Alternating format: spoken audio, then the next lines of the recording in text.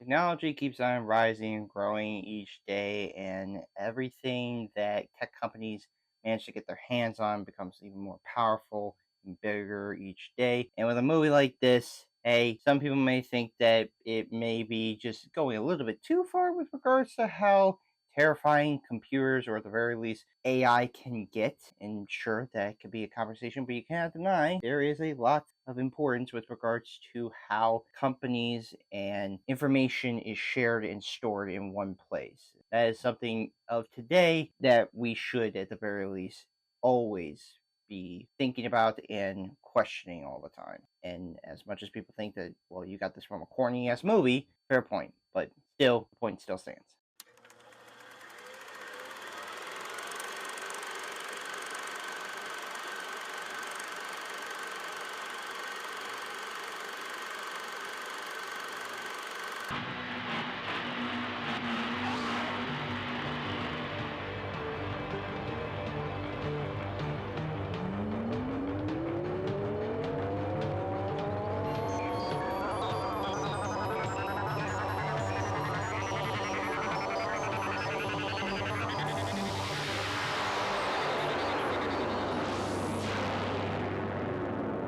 Tron, 1982, is directed by Steven Lisberger with a screenplay by Steven Lisberger and a story by Steven Lisberger and Donnie Macbird. The film stars Jeff Bridges, Bruce Boxleitner, David Warner, Sidney Morgan, and Barnard Hughes. According to IMDb's plot synopsis, a computer hacker is abducted into a digital world and forced to participate in gladiatorial games where his only chance of escape is with the help of a heroic security program. Ah, Disney, Disney, Disney. I'm sure you are going through some great times in recent years, especially in this year in general, while they have had some misses, and we all know that, and so many people are celebrating over it, and even I hope that they stop BSing a lot of people. That being said, I'm sure they're like, hey, we'll take this year, then this era, because people, we are now going to transport ourselves back to the great era of the 1980s. Ah, so many great things. I'm sure Disney wants you to remember how much they were so successful that they weren't successful at all. They were really having a hard time financially with regards to income, how the company was handling things, and also too box office. This is known as the dark age for Disney. A lot of films coming out of that period just weren't hitting the same way as they used to, and they just were not matching up to the quality that Disney should always be known for. While I do think that there were a lot of properties of Disney that weren't doing well, there was one that was a modest success for them, and that was, of course, Tron, with this being pretty much not only a tiny win for them, but it was received well. It got good reviews upon its release, and it was also nominated for 2 Oscars, and of course is regarded as one of the earliest examples of CGI being used fully in film. There is a huge amount of respect for that, and an amount of a legacy that so many people will always remember that film for. Though Disney didn't see it that way, and how, sure, we got a nice win, they still thought no, it was still disappointing either way. And so it was always never seen much than just, hey, Disney made this in the 80s, and it has garnered very much a cult following in many years. But now, with a sequel that I will be covering at some point and a third film on the way, it seems like what was considered a cult classic, like I said, that was a huge, big film for a lot of people growing up at the time period that added to the pop culture of films, and just again, way in which films are changing in the landscape, has now turned into a franchise. Now, I have not seen this film in a long time. I remember watching it and I remember enjoying for what it was, although I will not deny I was confused on what it was. I just knew that it involved a character named Tron and the whole grid. That's all I can say I remember. Now, upon rewatch, I still really like this movie. There's nothing inherently wrong with what the film is, and though there are a few issues that I do see with this film, and one that is, of course, glaring, and I will not deny that, I found myself enjoying with what the movie was, what it was presenting itself, and what it was trying to give off in terms of not just, of course, achievements in what it was wanting to be, but also, again, just the thematic message of how tech companies and really how much their programming or their data collecting can lead to dangerous implications in some ways. But before addressing my problems, here are the positives. The performances are fun. Jeff Bridges brings a cocky but smart persona to Kevin Flynn, someone that you very much think that, hey, he's a hotshot programmer, but also a hacker at the same time. That's pretty cool. And the rest of the cast also does well with fitting into their roles. And of course, Jeff Bridges, seeing him young is just kind of weird because as I was growing up in the 2000s, I always just know him for what he looks like now. Seeing him young it is kind of strange. It's kind of weird. But then again, you could say that about anybody else from today who were in 80s films, of course, and be like, man, they were really young. And Bridges still had that kind of charisma that you kind of know him for and that likability sense that he can always bring. And yeah, as Kevin Flynn, he is very much a likable but roguish type of guy who wants to get back at the company that he worked at for stealing his ideas for some video games that he had come up with. That's all he wanted, but it goes much more than that. But yeah, really delight to see, and the rest of the cast also does pretty well with what the film is offering and really showcasing. The direction is engaging. Director Steven Leisenberg brings his vision to life with wonder, awe, and uniqueness to the virtual world, also paving the way for future filmmakers. Sure, Steven Leisenberg isn't like a name that's like up there with like Spielberg or Coppola or any of those types of directors. But when I say like paving the way for future filmmakers, I am talking about again visually how he wants to present visual effects in this film, how he wants the film to feel and look. And I really think that for a movie like this, as much as it's not like the most big high art film ever, it is one that did help in some ways lead to a lot of directors utilizing visual effects for their films. I mean, hell, Spielberg, as I mentioned, would later go on to use visual effects for Jurassic Park and so forth in his career. So there is a lot to unpack with how much Steven Leisenberg, not going to be a name that you will probably remember, but you will remember how this movie did help really showcase the future of not only filmmaking, but the use of CGI and also establishing a virtual world that is brimming with a lot of creativity and uniqueness, especially for Disney. Nowadays, you don't think of it, but hey, it's kind of cool knowing that, sure, there can always be some uniqueness to films of that era, and this one, of course, stands out. The story is interesting, following this cocky but bright programmer slash hacker being transported into the virtual world and trying to defeat the master control program was entertaining and relevant. I say that because that's what's happening today. You're seeing a lot of tech companies nowadays, they are getting their hands on information. Hell, this has been going on for many years in how much data is stored and pretty much being secured in a location under a lot of these tech companies and their deals with even sometimes our government and other governments on data and managing footage and secrets that a lot of times you would think shouldn't be a thing, but this movie does make it relevant in how much you allow this big entity to pretty much be collecting and gathering information that it wants to pretty much feel like is in control of its own way. And it is. And to see Flynn and Tron, of course, going up against this program and trying to stop it and trying to free all the other programs, I think was kind of cool and kind of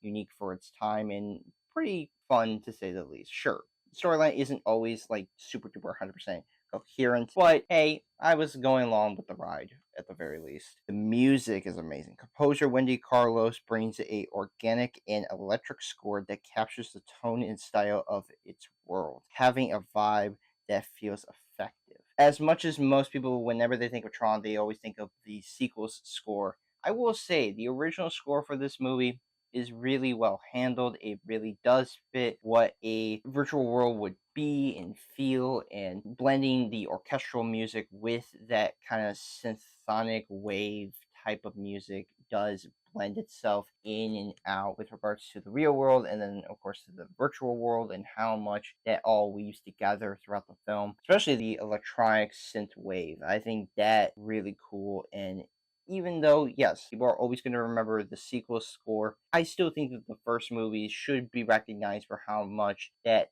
tone and vibe was set prior to that 2010 sequel. Pacing runtime is fast. Every scene feels consistent throughout and never lets up. With a runtime of 1 hour and 36 minutes, it doesn't overstay its welcome, which is great because this could have easily gone on to being 2 hours. And thankfully, back then, movies weren't as long as they are now. Just got what you got out. There's nothing much to it. It's a very straightforward story in how it just keeps going. It ain't gonna slow anything down to a crawl. It's just gonna keep on going, and if you're going with it, you're going with it. If not, you're gonna miss out on it. But I'm just telling you, back then wasn't considered long to have a movie like this be at the very least like an hour and a half, or even a little bit close to maybe like an hour and 40. Nowadays, this would have been dragged out to being like over 2 hours, and for me, I just don't think that would be a good idea for it. So thankfully, short than what it is. The production is impressive, though it can be cheesy and goofy. It's pretty cool seeing the effort into building these items and costumes into the film because, yeah, the props, the costumes, the sets, the talent is all there. You could tell how much they wanted to make sure that this is a very unique and very otherworldly look to it that you wouldn't see in most other movies of that period. So the fact that, yeah, they used hockey helmets, frisbee disc, or an outdoor sport activity being used for the film. Yeah, it's pretty cool to see how much a lot of that inspiration and using that real world feeling to it with regards to bringing these ideas to life, I think is pretty cool and awesome. And yeah, the sets, sure, most of it is covered in a lot of visual effects, but I do think that the fact that they use black and white to reflect some of the lighting off of them, I think is pretty unique for a film like this, and one in which you don't see a lot of. The action is enjoyable. Seeing the different gladiatorial games and light cycle sequences are interesting to watch, making for a good time. Sure, again, visually, there's something to be said there, but you can't deny for its time, it is kind of cool seeing these different games go down. And yeah, the light cycle sequence, sure, it can be a little bit corny and cheesy, but hey, that doesn't harm anybody. And for me, I was having a blast watching Flynn, Tron, duking out all these other relentless evil program to save the virtual world, or as we will later know as the grid. That said, there are some problems that I found which has shown its age. With a lot of films, especially of older years, time definitely changes, and visual effects always constantly change. That's always been the case with a lot of films. So here are now the negatives. The visual effects, they're out of date. Though it's an achievement in effects for the time and for filmmaking, like I said, paving the way for visual effects or CGI to be implemented into films. I will not deny that, and especially of its period, it looks amazing. I would be in the same way as most people were back in 1982. I would be very much in wonder and awe of all of it. It just hasn't held up. In the year 2025, yeah, it's never going to hold up anymore. Most of it, if not all, of the CGI is mostly polygons and visible pixels. And of course, visible trace lighting. And that is something that is always going to, I feel like, plague this film. Sure, maybe some people won't mind it, but as much as I do respect its importance and its impact, that said, I cannot just sit here and say that, yeah, they don't hold up anymore. And you can very much tell by some of the limitations of that said visual effects. The cinematography feels stagnant. Cinematographer Bruce Logan shoots a stilted and kind of awkward film that shows its limitations for what it is, leading to shots that just don't hold up as well or don't look as good as it once did, and kind of making the whole film, as much as is impressive of its era, feeling like it just doesn't always land itself in the way in which the movie is intended to feel and look.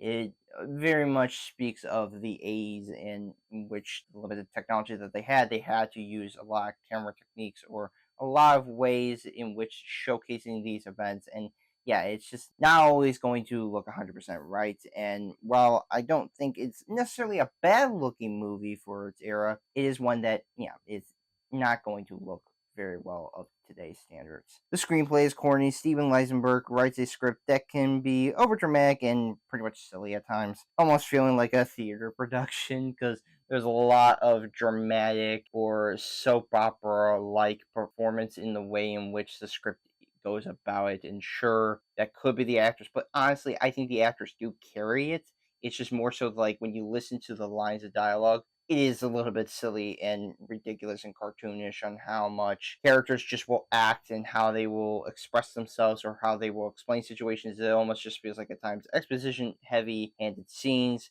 as well as just kind of cheesy, corny lines just being spouted, but in a way in which it would be something that you would see on like a stage production more than an actual film. But again, times have changed, things have changed, and that is something where you can see this as being like, yeah, not the most memorable dialogue that I've heard. Aside from that, it's a fun and good time seeing how it was put together. It helped pave the way for visuals to being in films today. Sure, 100% has not aged in parts, but it was ahead of its time for what it was, and I do think that there is a bit of feeling that this movie will always have that impact on it. And the fact that they were willing to try something unique for its period and its time, that's all the more exciting to watch and pretty cool to see how much a movie like this can have a huge impact on the culture, even if it was never considered like the big massive movie that Disney wanted it to be. I'm gonna give Tron 1982 a 7 out of 10. It's fun, it's enjoyable, you get a kick out of it. If you're into really corny, cheesy science fiction movies, especially of the 80s, you'll like it. You'll find some enjoyment. That's up to you. If you are willing to go along with how much the movie has not aged well in a lot of parts, you'll have a good time. But again, that is up to you, because some people will just look at this movie and write it off as being like, nope, this is aged poorly, 100%, cannot watch this. But if you want good fun, this is one that I think you would really enjoy. So I will be soon doing a review for Nobody. So yes, look forward to that review and other reviews coming soon.